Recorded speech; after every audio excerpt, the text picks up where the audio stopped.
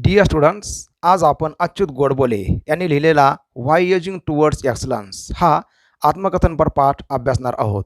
अच्युत गोडबोले यांनी मराठी व इंग्रजी या दोन्ही भाषेमध्ये अनेक ग्रंथ लिहिलेले आहेत. मला आश्चर्य एका गोष्टीचे वाटते, ते म्हणजे ही सर्व पुस्तके वेगवेगळ्या क्षेत्राशी संबंधित आहेत.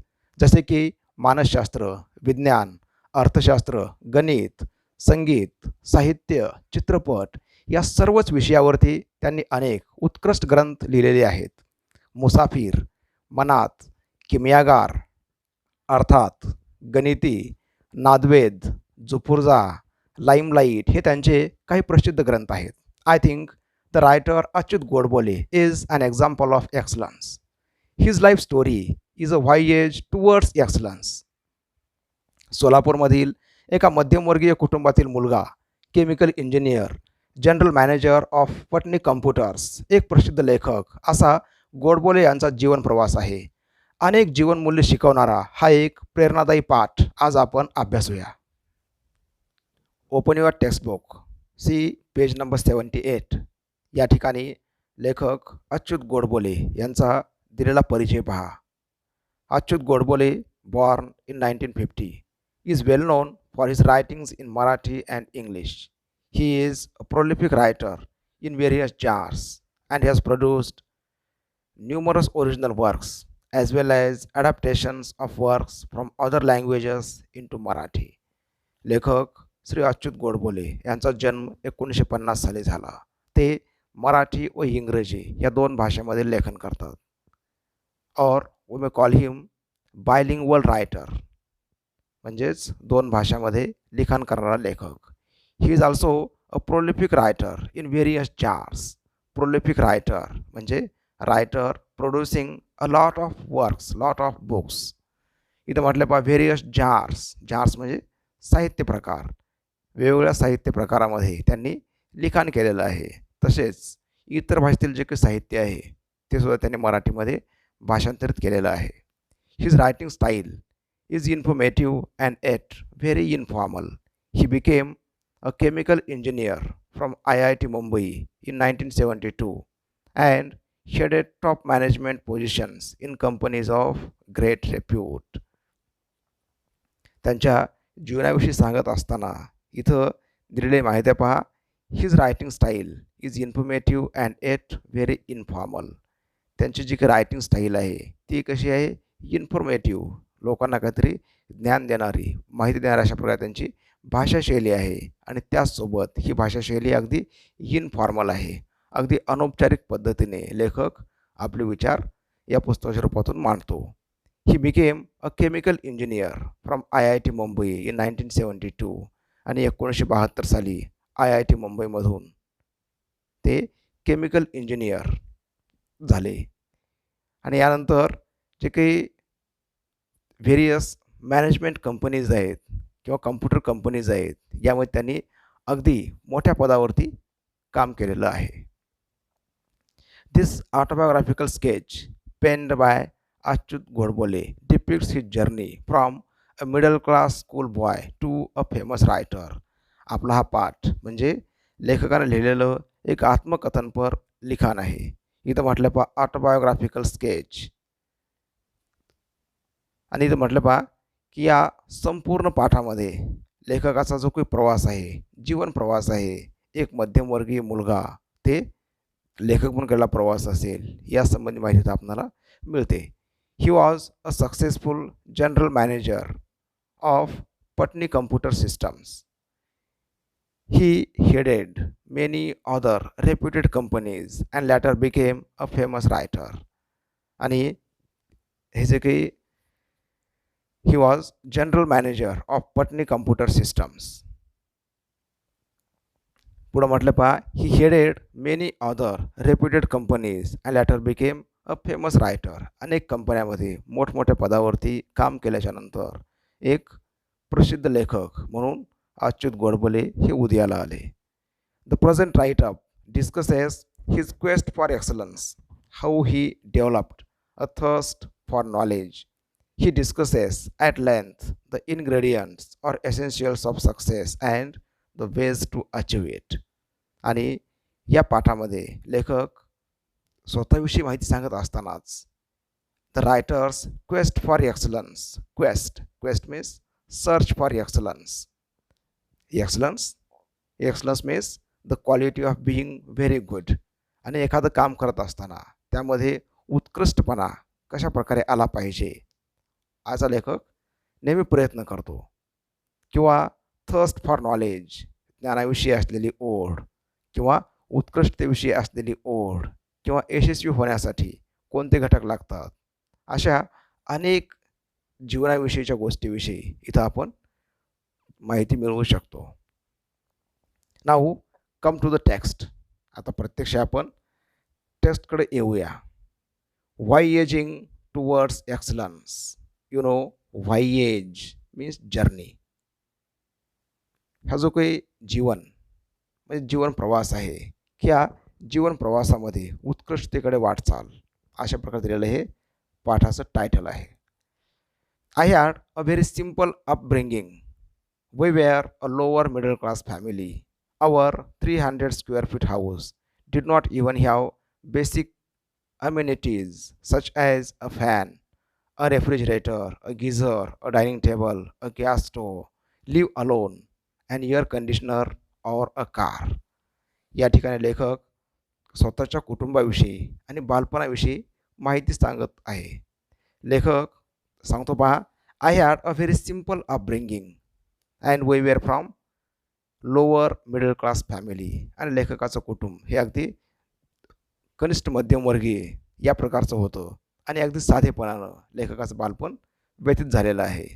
जवळपास 300 स्क्वेअर फूट इतक्या छोट्याशा जागेमध्ये लेखकाचं घर आहे पहा. And they did not have basic amenities. Amenities म्हणजे फॅसिलिटीज. आणि ज्या काही बेसिक फॅसिलिटीज असतात किंवा ज्या काही सुखसुविधा आहेत त्यांचा या घरामध्ये खूपच अभाव होता. जसे की फॅन असेल, फ्रीज असेल, गिझर असेल, डायनिंग टेबल असेल किंवा गॅस स्टोव असेल, कार किंवा एअर कंडिशनर यांची गोष्ट तुम्ही सोडूनच द्या, या गोष्टी तर मुळीच त्या ठिकाणी नव्हत्या.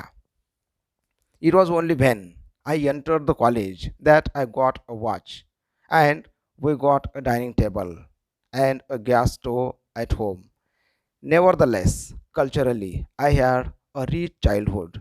Poets like Vinda Karandikar, Mangesh Padgaonkar, and Vasant Bapat used to visit our home, and for hours I could listen to the discussions about poetry and literature, Marathi and English. या ठिकाणी लेखक स्वतःच्या कुटुंबाविषयी माहिती सांगत असताना पुढं असं म्हणतो, I received watch, I got watch when I entered the college. म्हणजे कॉलेजमध्ये प्रवेश करेपर्यंत घड्याळीसारखी बेसिक गोष्टसुद्धा त्यांच्या कुटुंबामध्ये मिळत नव्हती. यानंतर पुढं लेखक सांगतो, जरी असं असेल तरीसुद्धा किंवा आपण इथं जरी त्यांच्याकडे जे काही बेसिक फॅसिलिटीचा अभाव असेल तरीसुद्धा the writers childhood was rich childhood.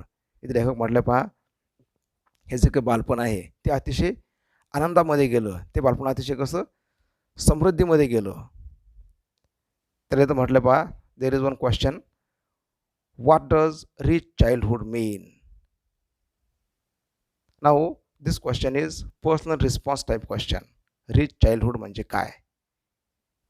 जर एखाद्या कुटुंबातील मुलं अगदी आनंदामध्ये राहत असतील, मजेमध्ये राहत असतील, घरामध्ये सुविधा असोत किंवा नसोत, त्यांच्यावरती चांगले संस्कार होत असतील, तर अशा प्रकारचं चाइल्डहुड याला आपण म्हणू शकतो रिच चाइल्डहुड.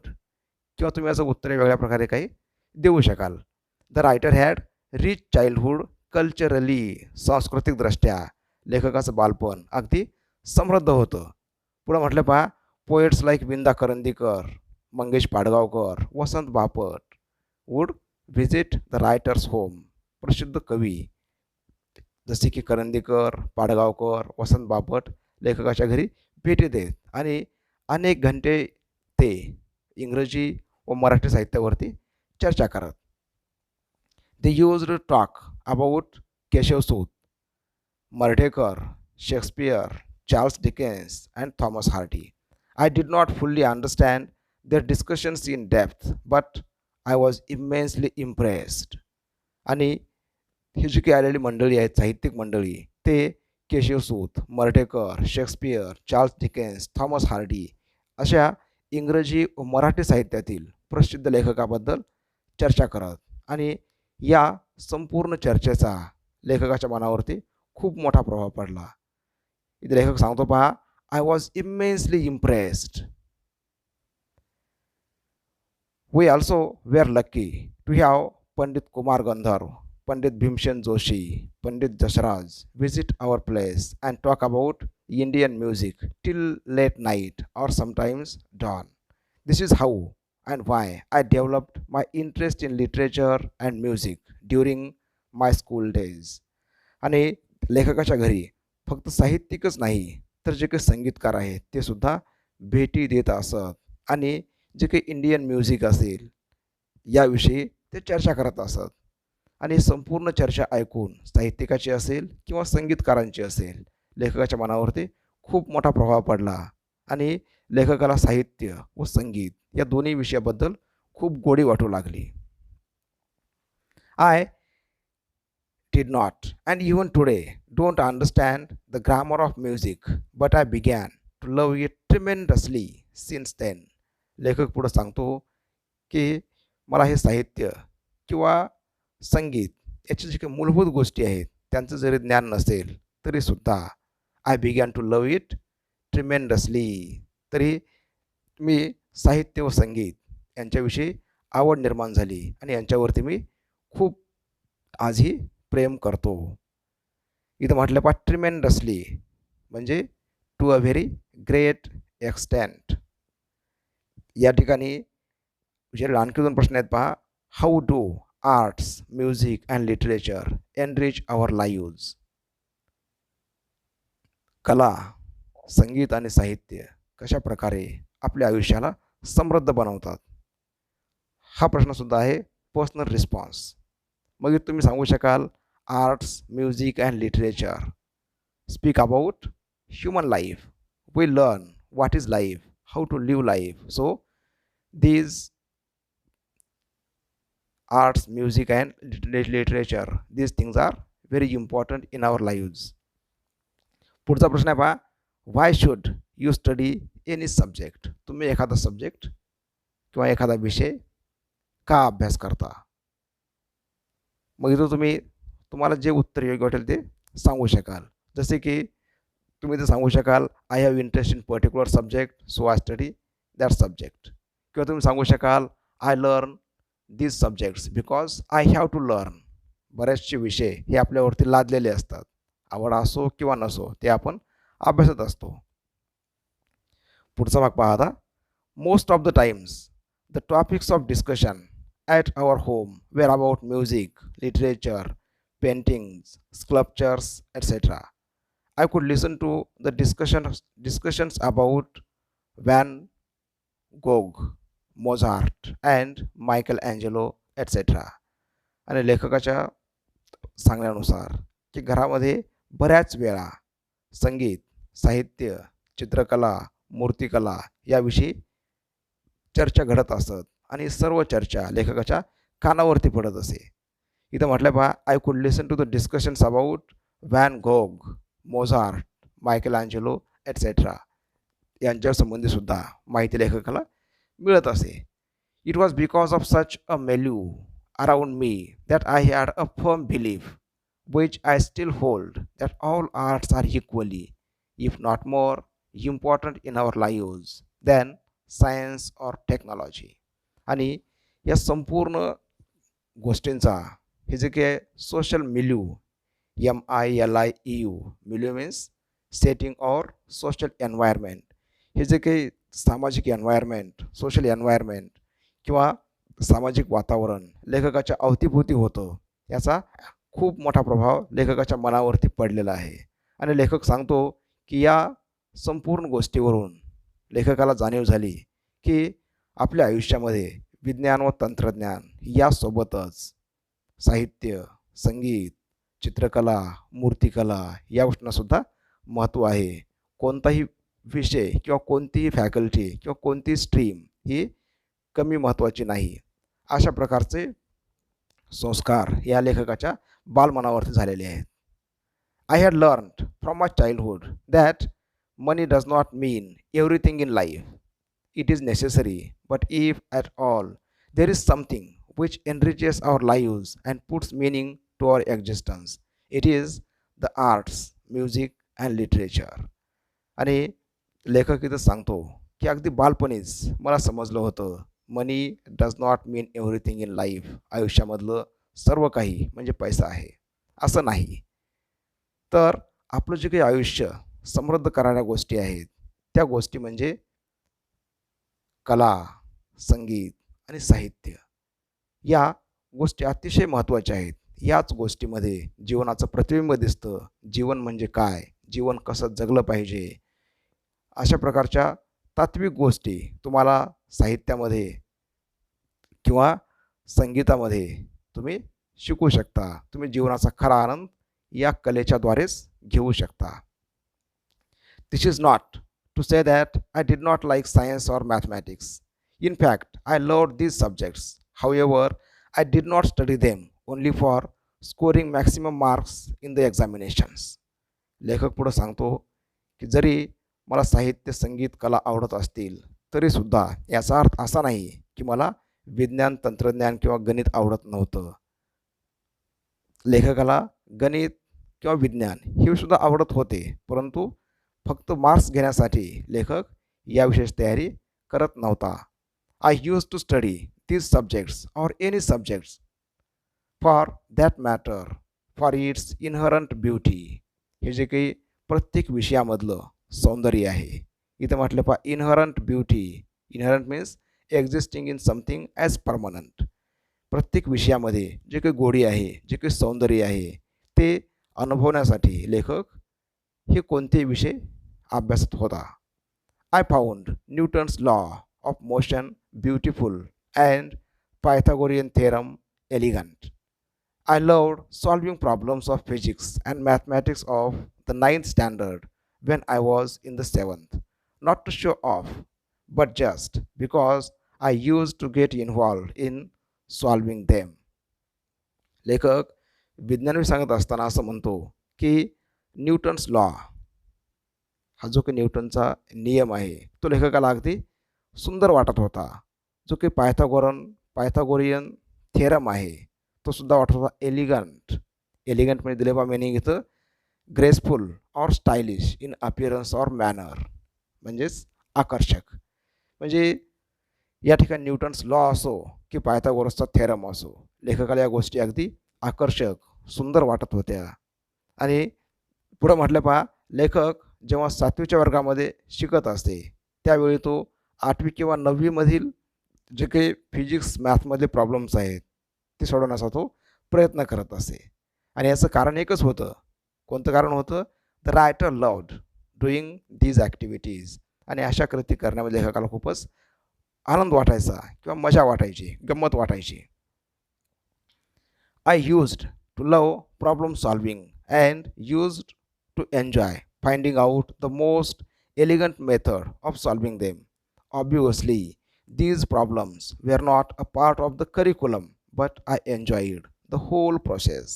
लेखक पुढे सांगतो की हे जे काही प्रॉब्लेम सॉल्विंग लेखकाचा छंद होता तो अतिशय छंद खूप मजेशीर होता. आणि जरी अभ्यासक्रमाचा हा भाग नसेल तरीसुद्धा the writer enjoyed the whole process. एखादं गणित कशा प्रकारे सोडवता येऊ शकेल याचा लेखक विचार करत असे. This attitude of looking beyond marks or examinations and to seek joy in solving any challenging problem helped me to develop a problem solving attitude which came handy when I appeared for my IIT entrance JEE because this exam is completely based on your problem solving ability and the ability to think not only logically but quickly and rapidly. लेखक इथं पुढं माहिती सांगतो. दिस attitude of looking beyond मार्क्सच्या पुढं जाऊन काहीतरी एखादं कृती आहे. कोणती कृती आहे? Problem solving. हा जो काही छंद आहे प्रॉब्लेम सॉल्विंग, हा जो काही दृष्टिकोन आहे तो दृष्टिकोन लेखकाला IIT एंट्रन्स एक्झामिनेशन्स म्हणजेच JEE यामध्ये खूपच कामी आला. आणि JEE ही जी काही एक्झामिनेशन्स आहे अशा एक्झाममध्ये प्रॉब्लेम सॉल्व्हिंग तर महत्त्वाचं आहेच, परंतु अगदी कमी वेळामध्ये आणि तुम्हाला अगदी तर्कबुद्धीने हे प्रश्न सोडवावे लागतात. I scored 100% marks in mathematics in almost all the examinations that I appeared for from my first standard until IIT, bearing only a few times. आणि जवळपास अगदी पहिलीपासून ते IITमध्ये प्रवेश मिळेपर्यंत प्रत्येक वेळी लेखकाला गणित या विषयामध्ये 100% मार्क्स मिळत होते. त्याला काही थोडेसे अपवाद पण असतील. I stood 16th in the SSC board at that time. This examination was for the whole Maharashtra, including Nagpur, and I stood first in the university in all subjects put together. आणि लेखक पुढं असं सांगतो की SSC 10वीच्या board परीक्षेमध्ये राज्यामध्ये लेखकाचा क्रमांक 16वा होता. आणि ही जी काही युनिव्हर्सिटी आहे त्या ठिकाणी त्याचा लेखकाचा क्रमांक हा पहिला होता. Those days you could get an admission into IIT without the entrance test, JEE, if you had secured the first rank in the university. Therefore, I did not have to appear for the entrance test to get the admission into IIT.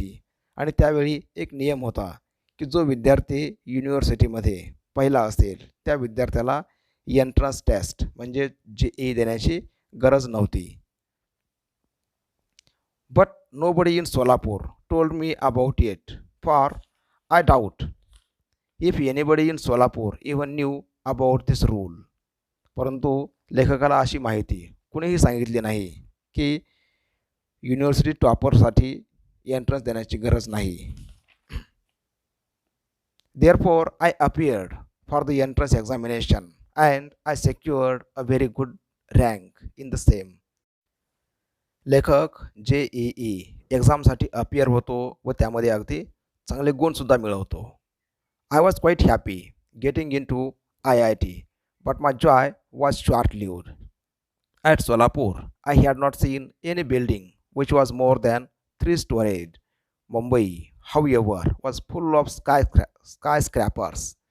इथं लेखक सांगतो की मुंबई IITमध्ये प्रवेश मिळाल्याचा आनंद हा फार काळ टिकला नाही, कारण लेखकाने सोलापूरमध्ये 3 मजली बिल्डिंगपेक्षा उंच बिल्डिंग कधीही पाहिलेली नव्हती, परंतु मुंबईमध्ये अगदी उंच उंच अशा प्रकारचे स्काय स्क्रॅपर्स उंच उंच इमारती होत्या.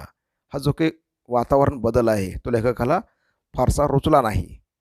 At IIT most of the students and professors used to converse in English, whereas my English was very poor. या ठिकाणी लेखक प्रामाणिकपणे मान्य करतो की IIT मुंबईमध्ये जे काही टीचर्स आणि स्टुडंट्स आहेत ते इंग्लिशमध्ये संभाषण करत असत, परंतु लेखकाची इंग्लिश ही अतिशय कच्ची होती किंवा लेखकाला इंग्लिशचं फारसं ज्ञान नव्हतं. I had my entire education in Marathi. My spoken English was quite pathetic.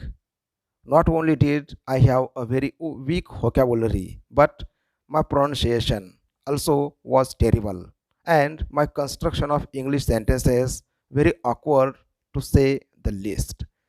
लेखक या ठिकाणी सांगतो की लेखकाचं संपूर्ण शिक्षण हे मराठी माध्यम शाळेमध्ये झालेलं होतं आणि स्पोकन इंग्लिश हे अतिशय दुःखद अशा प्रकारचं होतं, म्हणजे त्यामध्ये फारसं ज्ञान किंवा जे काही म्हणतो आपण कॉन्फिडन्स याचा अभाव होता.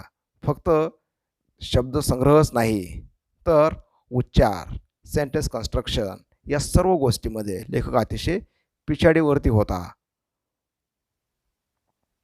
Due to all this I was feeling quite lonely and terrified in Mumbai in general and IIT in particular. I had developed an inferiority complex and wanted to run away from IIT and even Mumbai. आणि या गोष्टीचा परिणाम असा झाला की due to all this the writer felt very lonely and terrified. लेखकाला वाटलं की आपण अतिशय एकाकी आहोत आणि ज्या ठिकाणी सर्व लोक इंग्लिशमध्ये बोलतात तिथं आपण टिकू शकत नाही. In this way, the writer developed inferiority complex. Inferiority complex म्हणजे कन्सिडरिंग वन सेल्फ इन्फेरियर, स्वतःला कमी समजणे किंवा म्हणतो आपण न्यूनगंड, अशा प्रकारची भावना लेखकाच्या मनात निर्माण झाली. हा जो शब्द आहे इन्फेरियरिटी कॉम्प्लेक्स, याचे अपोजिट वर्ड आहे सुपेरियरिटी कॉम्प्लेक्स. स्वतःला खूप शहाणं समजणं, खूप सुपेरियर समजणं, ते असतं सुपेरियरिटी कॉम्प्लेक्स. आणि स्वतःला इन्फेरियर समजणं, ते असतं inferiority complex. Now the writer was and victim of inferiority complex, and he wanted to give up all these things. He wanted to leave Mumbai, he wanted to leave IIT. One day I was sitting at my mess table in the hostel sipping tea when a senior guy came and sat on the chair adjacent to me. He was a convent educated guy with fairly sophisticated English, at least spoken or colloquial English. या ठिकाणी लेखक एक अनुभव सांगतो की एके दिवशी मेसमध्ये लेखक चहा पित असताना एक सिनियर विद्यार्थी लेखकाच्या जवळ येऊन बसतो. आणि हा जो सिनियर स्टुडंट्स आहे तो कन्व्हेंट म्हणजेच इंग्लिश मीडियम स्कूलमध्ये शिक्षण घेतलेला असतो. इथं लेखक सांगतो पहा, he was a convent educated guy with fairly sophisticated English. Sophisticated म्हणजे स्मार्ट अँड पॉलिश्ड, आणि इंग्लिश मिडियमचा विद्यार्थी असल्यामुळं त्याची इंग्लिश बऱ्यापैकी चांगली होती. He was a bit arrogant and wanted to pull my leg. He tried to engage in some conversation with me and started pointing out errors in just about every sentence or everything that I said. After about 5 minutes he walked away after insulting me. आणि हा जो विद्यार्थी आहे senior विद्यार्थी, he was a quite arrogant means haughty, गर्विस्ट. आणि हा जो गर्विस्ट विद्यार्थी आहे तो लेखकाला मागे खेचण्याचा प्रयत्न करतो. तो इंग्लिशमध्ये काहीतरी बोलतो आणि लेखक त्याला काहीतरी बोलण्याचा प्रयत्न करतो, परंतु प्रत्येक वाक्यामध्ये तो मुलगा लेखकाच्या चुका काढतो. आणि अशा प्रकारे एक 5 मिनिटामध्ये लेखकाचा अपमान करून तो निघून जातो. I felt extremely humiliated and upset. आणि या प्रसंगानंतर लेखक फेल्ट एक्स्ट्रीमली एम्बॅरस्ड. हा जो शब्द आहे ह्युमिलिएटेड म्हणजे लाज वाटणे, ह्युमिलिएटेड म्हणजेच embarrassed. The writer felt ashamed of himself.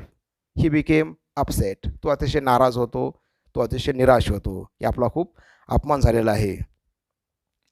As it is I was feeling quite depressed and diffident, and this incident was the last straw. I was almost broken. I felt out of place there and literally wanted to run away to Solapur that very moment. आणि हा जो काही लेखकाचा झालेला अपमान होता, at the time the writer felt depressed and diffident याचा अर्थ आहे पहा लॅकिंग कॉन्फिडन्स. लेखकाने या प्रसंगी कॉन्फिडन्स गमावलेला होता आणि लेखक अगदी नैराश्यामध्ये गेलेला होता. आणि लेखकाला असं वाटलं की या क्षणी आपण हे मुंबई सोडलं पाहिजे आणि सोलापूरला निघून गेलं पाहिजे. However, it was only my self-esteem which stopped me. Suddenly, a feeling of determination and strength came over me and gripped me. Despite hailing from Solapur, if I could be a rank holder in the school, college, and IIT with many awards in mathematics, there must be something right with me. Why should I give up? आणि या प्रसंगानंतर किंवा थोड्या वेळानंतर लगेच लेखकाने मनाचा निर्धार केला. Feeling of determine.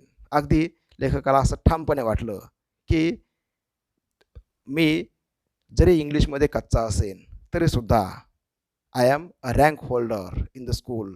शाळेमध्ये असेल, कॉलेजमध्ये असेल किंवा IITमध्ये असेल, या गणित विषयामध्ये मी अतिशय टॉपचा विद्यार्थी आहे. आणि फक्त इंग्लिशसारख्या एका गोष्टीमुळे व्हाय शुड आय गिव्ह अप, मी कशामुळे इथून पळून जाऊ. And That too, for a silly and small thing like English.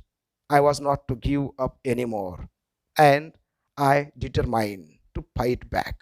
Now, this change in his attitude is very important.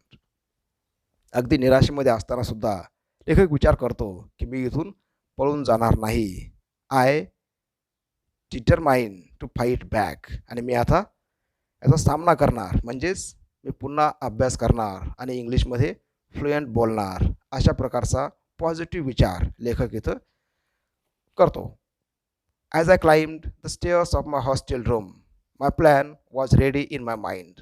Normally, most of us who are educated in vernacular languages such as Marathi think in Marathi before speaking in English, translate it in English, and then somehow try to speak out these translated English sentences in an extremely awkward fashion. या ठिकाणी लेखक सांगतो की हॉस्टेलच्या पायऱ्या चढत असताना लेखकाच्या डोक्यामध्ये एक प्लॅन तयार होतो. तो प्लॅन असा आहे पहा की लेखक सांगतो इथं normally most of us for educated in vernacular languages. Vernacular म्हणजे रिजनल किंवा नेटिव्ह लँग्वेज, प्रादेशिक भाषेमध्ये ज्यांचं शिक्षण झालेलं असतं किंवा मराठीचं शिक्षण झालेलं असतं असे विद्यार्थी इंग्लिशमध्ये बोलण्यापूर्वी विचार मराठीमध्ये करतात. मराठीमधल्या वाक्याचं इंग्लिशमध्ये ट्रान्सलेशन करण्याचा प्रयत्न करतात आणि अगदी ऑकवर्ड पद्धतीने ते सेंटेन्स समोर मांडण्याचा प्रयत्न करतात. I had decided that I would do nothing for this sort. I wanted to achieve excellence. This urge to excel in anything that you try to do has been with me since the childhood. आणि लेखक सांगतो की मी अशा प्रकारे इंग्लिशचा अभ्यास करणार नाही. मराठीमध्ये विचार करून किंवा मराठी वाक्याचं इंग्लिशमध्ये भाषांतर करण्याच्या भानगडीमध्ये मी पडणार नाही असा विचार लेखक करतो. पुढं म्हटलं पहा, I wanted to achieve excellence आणि मला अगदी उत्कृष्ट पद्धतीनं हे सगळं करायचं आहे. This urge to excel in anything that you try to do has been with me since the childhood.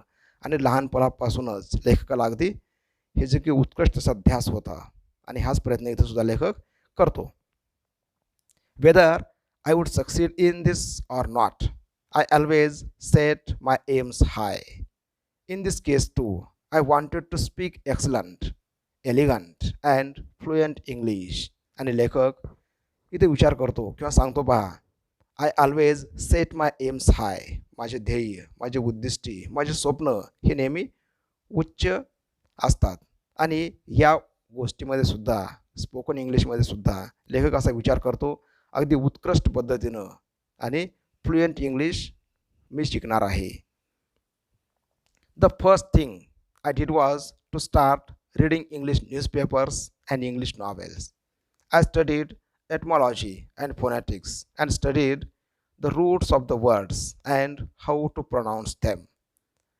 अभ्यास सुरू करत असताना लेखक काही गोष्टी स्वतःमध्ये बदल करतो. He started reading English newspapers and novels. आणि कादंबऱ्या किंवा न्यूजपेपर्स लेखक वाचण्याचा प्रयत्न करतो. नंतर he studied etymology, ETYMOLOGY. Etymology means the study of the history of words. एखादा शब्द असेल तर त्या शब्दाचा रूट वर्ड कोणता आहे, त्याचा मूळ शब्द कोणता आहे याचा तो अभ्यास करतो. अँड फोनॅटिक्स. फोनॅटिक्स म्हणजे the study of speech sounds. प्रत्येक शब्द किंवा प्रत्येक वाक्य कशा प्रकारे उच्चारलं पाहिजे याचा पण लेखक अभ्यास करतो. I use to stand in front of the mirror and practise speaking, realizing my mistakes and correcting them myself all the time and improving day by day. आणि लेखक आरशासमोर उभा राहून प्रॅक्टिस करत असतो आणि स्वतःकडे आरशामध्ये पाहून आपल्या जे काही चुका आहेत त्या दुरुस्त करण्याचा प्रयत्न करतो. And he was improving day by day. आणि दिवसेंदिवस लेखकाच्या हे जे काही इंग्लिश स्पीकिंग असेल यामध्ये सुधारणा होत जातात. It took about 9 to 10 months, by which time I started feeling quite confident about speaking in English at length with anybody. आणि जवळपास 9 ते 10 महिने अशा प्रकारचा सराव केल्याच्यानंतर प्रॅक्टिस केल्याच्यानंतर लेखकाला बऱ्यापैकी कॉन्फिडन्स येतो की मी आता कोणाशीही इंग्लिशमध्ये बोलू शकतो. My fear had vanished and I started feeling at home in my hostel. आणि नंतर इंग्लिशची भीती हळूहळू निघून जाते आणि लेखक अगदी कम्फर्टेबल अगदी आरामशीरपणे हॉस्टेलमध्ये राहू शकतो. इथे एक फ्रेज आहे पहा, feeling at home. Feel at home म्हणजे to feel comfortable, to feel relax. In my future career, out of 32 years in information technology field, I was the chief executive or managing director or head of software company with thousands of software engineers worldwide. During that period, I had to give several presentations or negotiate many contracts with the CEOs, directors of VPs in the US, UK or Australia. आणि लेखक सांगतो की मागच्या 32 वर्षामध्ये I T फील्डमध्ये काम करत असताना जे काही मोठमोठी पदं असतील, जसे की चीफ एक्झिक्युटिव्ह और मॅनेजिंग डायरेक्टर किंवा एखाद्या सॉफ्टवेअर कंपनीचा मुख्य म्हणून अनेक लोकांशी लेखकाला इंग्लिशमध्ये संभाषण करण्याचे प्रसंग आले. आणि या संपूर्ण आयुष्यामध्ये हे जे काही प्रेझेंटेशन असेल किंवा निगोशिएशन असेल, NEGOTIATE, निगोशिएट म्हणजे talk to somebody in order to decide something. वाटाघाटी असतील व्यवसायामधल्या किंवा प्रेझेंटेशन असेल किंवा CEO ची एखादी बैठक असेल, मग ती बैठक अमेरिकेमध्ये असेल, इंग्लंडमध्ये असेल, ऑस्ट्रेलियामध्ये असेल, कुठं का असेना, लेखक या संपूर्ण हजारो लोकांशी बोलू शकला because of that practice of spoken English. I was absolutely at ease at that time. It is only due to the efforts at IIT that I could sign contracts worth millions of dollars worldwide and also run large global software companies. आणि लेखक सांगतो, in those days I was absolutely at ease. At ease means comfortable, relaxed. आणि या ठिकाणी लेखक अगदी आरामशीरपणे या हजारो लोकांशी बोलू शकला, संभाषण करू शकला. कशामुळं? की ते फक्त 9 ते 10 महिने इंग्लिशचा योग्य पद्धतीने सराव केल्यामुळं. पुढं इथं लेखक म्हणतो पहा, it is only due to the efforts at IIT that I could sign contracts worth millions of dollars worldwide. जगभर हे जे काही मिलियन्स ऑफ डॉलर्सचे कॉन्ट्रॅक्ट्स आहेत ते लेखकाला करता आले, या ठिकाणी काम करता आलं. सॉफ्टवेअर कंपन्या जे काही जगभर चालतात त्यामध्ये काम करता आलं. हे फक्त कशामुळं? Practice, practice and practice. Dear children, we will learn remaining part of the lesson in the next lecture. Thank you for watching. Have a great day.